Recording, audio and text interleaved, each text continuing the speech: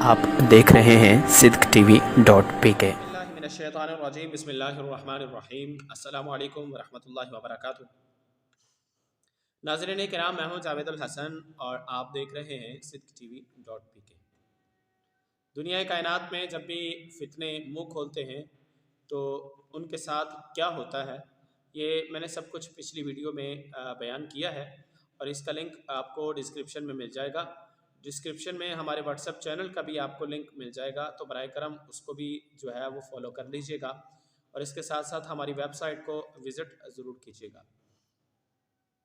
ناظرین کرام، آج ہم جس ٹاپک پہ بات کرنے جا رہے ہیں وہ ٹاپک کوئی زیادہ لوگوں کے مابین مشہور نہیں ہے، لیکن اس پہ ذکر بہت کم کیا جاتا ہے۔ ٹاپک ہے جی سائنس اور اسلام، ان کے درمیان تعلق کیا ہے، اور کیا سائنس کے کچھ اصول ان کا اسلام کے ساتھ تعلق ہے یا نہیں ہے۔ تو آج ہم ان چیزوں کے بارے میں بات کریں گے، لیکن اس سے پہلے میں آپ کو قرآن پاک کی آیت مبارکہ کا وزٹ کروا دوں۔ اللہ تعالیٰ نے فرمایا وَمَا أَرْسَلْنَاكَ إِلَّا رَحْمَةً لِّلْعَالَمِينَ، اے محبوب صلی اللہ علیہ وسلم، ہم نے آپ کو تمام کائنات کے لیے رحمت بنا کے نازل فرمایا۔ ہم نے آپ کو تمام کائنات کے لیے، تمام جہانوں کے لیے رحمت بنا کے بھیجا۔ اور جہانوں کی اگر آج کل کے دور میں دیکھا جائے تو مخلوقات دنیا کائنات میں 50,000 سے بھی اوپر نکل چکی ہیں۔ اور جہاں تک رہی سائنس، تو سائنس میں بہت ساری چیزیں ایسی ہیں جن کا تعلق اسلامی احکام کے مخالف ہے، لیکن کچھ اصول آج بھی ایسے ہیں کہ جن کا تعلق اسلامی اصولوں کے موافق ہے۔ تو آج ہم ان کچھ چیزوں کو بیان کریں گے۔ حضرت سیدنا ابو ہریرہ رضی اللہ تعالیٰ عنہ آپ فرماتے ہیں کہ نبی کریم صلی اللہ علیہ وسلم نے ہمیں پرندوں کے اڑنے کی سائنس سکھائی، یعنی کہ آقا صلی اللہ علیہ وسلم ڈیپ جا کر صحابہ کرام کو علم السائنس سکھایا کرتے ہیں، اور محض علم السائنس ہی نہیں، علم الریاضیات اور بیالوجی، اور اس کے بعد جیالوجی اور دیگر سائنس کے جو موافق اصول تھے ان کے بارے میں بھی نبی کریم صلی اللہ علیہ وسلم نے اپنے صحابہ کرام کو تعلیمات دی۔ حضرت سیدنا ابو ہریرہ سے ہی روایت ہے سنن ابی داود شریف میں کہ نبی کریم صلی اللہ علیہ وسلم نے ایک دن فجر سے لے کے مغرب تک ہمیں خطاب فرمایا، اور اس میں ما کان وما یکون سب کا ذکر فرمایا، اس میں تمام علوم کا تذکرہ کیا اور تمام چیزیں ہمیں سکھائیں، اور آخر میں نبی کریم صلی اللہ علیہ وسلم نے فرمایا فمن حفظ فحفظ فمن نسی فنسی، جو بھول گیا سو بھول گیا، اور جس نے یاد رکھا سو یاد رکھا۔ اور اس کا تعلق قرآن پاک سے بھی ہے کہ جس میں نبی کریم صلی اللہ علیہ وسلم نے اللہ تعالیٰ نے فرمایا لَتَرْكَبُنَّ طَبَقًا عَنْ طَبَقٍ، ضرور تم ایک طبق سے دوسرے طبق تک جاؤ گے۔ کہ لوگوں کو، مسلمانوں کو کہا گیا کہ تم ایک طبق سے دوسرے طبق کی طرف جاؤ گے، فما لهم لا يؤمنون، لیکن وہ ایمان نہیں لائیں گے۔ اب یہاں مسلمانوں کو بھی مخاطب کیا گیا کہ تم بھی ایک طبق سے دوسرے طبق تک جاؤ گے، اور کفار کے لیے کہا کہ وہ تمہیں ایک طبق سے دوسرے طبق تک جاتے دیکھیں گے ضرور، لیکن وہ ایمان نہیں لائیں گے۔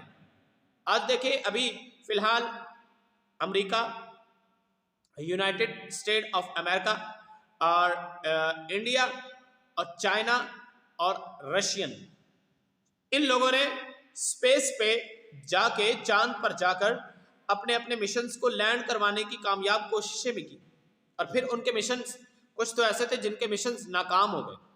تو اب حاصل یہ ہے کہ لوگ آسمانوں پہ بھی گئے، چاند تک گئے، اور وہاں جا کے انہوں نے اپنی اپنی جسے کہتے ہیں اپنی اپنی جانکاریاں، اپنے اپنے لیے علوم بھی حاصل کیے، لیکن پھر بھی وہ رب کی قدرت پہ ایمان نہیں لائے۔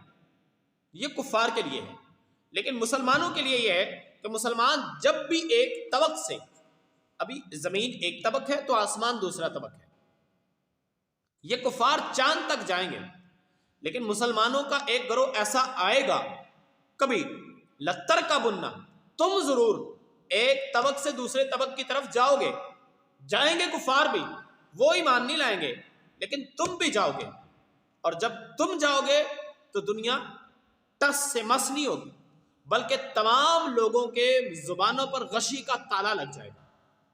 اور یہ مسلمانوں کے لیے. آپ امریکہ میں جو حملہ ہوا تھا سن 2000 میں غالباً 11 نومبر تھا، تب 9/11 اسے کہا جاتا ہے. قرآن پاک نے فرمایا لا یزال بنیانہم الذی بنوا ربۃ فی قلوبہم الا ان تقطع قلوبہم واللہ علیم حکیم. یقیناً وہ عمارتیں جو انہوں نے اپنے ہاتھوں سے بنائی ہوں گی نا، ان کے دل ٹوٹ جائیں گے، ان کے دل ٹوٹ جائیں گے.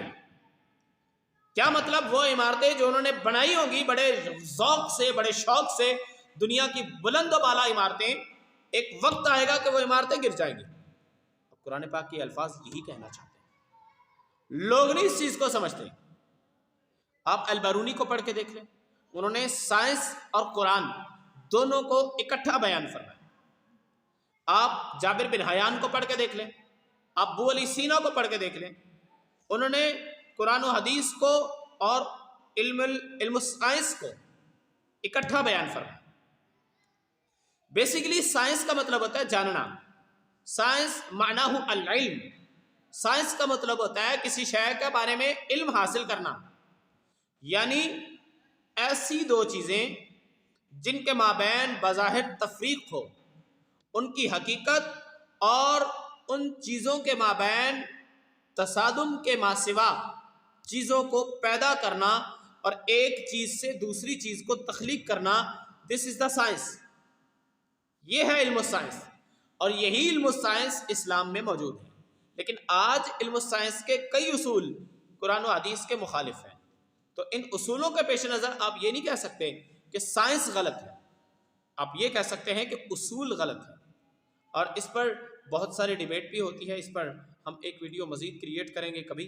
فی الحال آج کے لیے صرف اتنا ہی، کیونکہ ہم علم السائنس کو اسلام کے ساتھ ثابت کرنا چاہتے تھے اور وہ ہم نے شارٹلی آپ تک وہ چیزیں پہنچا دی. اگلی ویڈیو میں آپ سے پھر ملاقات ہوگی. فی الحال جاوید الحسن چشتی کو اجازت دیجیے.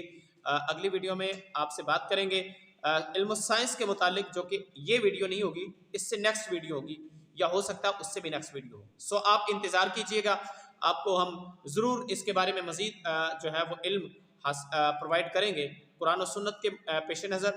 سو آج کے لیے مجھے اجازت دیجیے. جانے لگا تھا میں بھی، جدا ہو کے اشکبار، رونے لگے تھے تم بھی، سمٹ کر سیتون سے. والسلام.